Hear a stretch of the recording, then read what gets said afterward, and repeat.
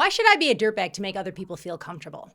When did authenticity become ugly? Or what I consider to be worse is to be beige. So social media has repackaged some sort of authenticity, and it's really just fakeness. So TikTok became like this antidote for Instagram's aspirational content, right? The highly curated, perfect lighting, aspirational lifestyle. That's what Instagram was. And so people became exhausted, so they ran to TikTok, right? So here's what happened when they moved to TikTok. What they ended up rebuilding was a new uniform, a uniform of mediocrity. So you have like, the messy bun, you have all these car videos, you have people who had their phones and they're like filming up their nostrils, like all these different weird kind of angles. They're jumping on, I just want to have a quick take. And it's amazing because it's totally scripted, but we're still calling it authentic. So everybody is doing the same exact thing. You can actually see the linear progression, and they do it on the same exact schedule and with the same exact teleprompter, right? So they're also looking at a screen,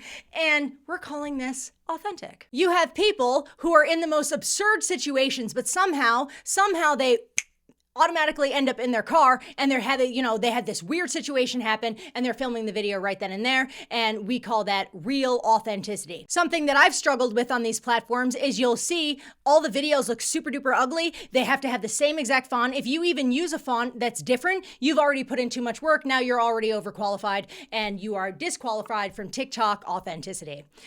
So what really ended up happening is that we lowered the bar for authentic, and we called it virtue. So society has been on essentially like this decades-long campaign for like making mediocrity great again. And so we try and make mediocrity into this safe thing, into something beautiful when it's not.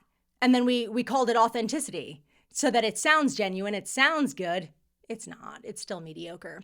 We used to celebrate when people wanted to be aspirational, when they wanted to make more of themselves. Their craft, like the presentation, people were actually putting work into the things that they were doing, and we just kept bringing down the bar for people. Now when somebody looks polished, when somebody speaks well, you're just already suspicious that they're an over-polished person, they're too professional, they're trying too hard, they're fake. So then the flip side would be you get into your car and you have bad audio, bad lighting, bad everything really. You just look like you got out of bed and you have sleep in your eyes, and that's authenticity. That's being real. Don't be confused. We did not get more authentic. We took mediocrity and we said it looks like honesty now.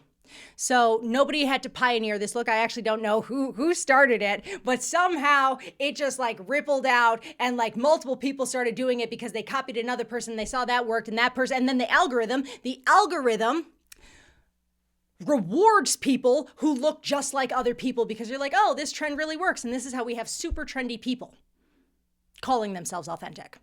So if Instagram was aspirational, then TikTok is rock bottom. Our uncomfortable truth here, our uncomfortable reality is that what most people mean when they say they want authenticity is they want somebody to confirm that their life is A-okay. So we wanted to see the ugly parts of people's life, and that's what we wanted to put in the mainstream so that we could feel better about ourselves.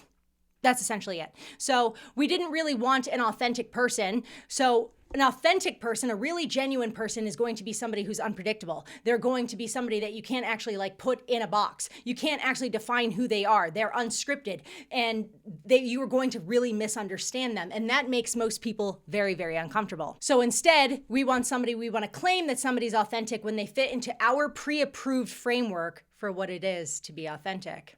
Now, back in the day, movies used to work, and a lot of people have been complaining about the fact that movies suck nowadays because actors used to have real personalities. So there used to be personality actors and character actors. And so now we have these people, they're almost like caricatures of people who are performing characters in movies as a caricature of certain characters. Really just beige TV. That's what we have, which is why a lot of people aren't even watching TV or real TV anymore. Now they're watching anime because it's more exciting. How bad is that? So, not that I love anime. Anime is actually pretty good.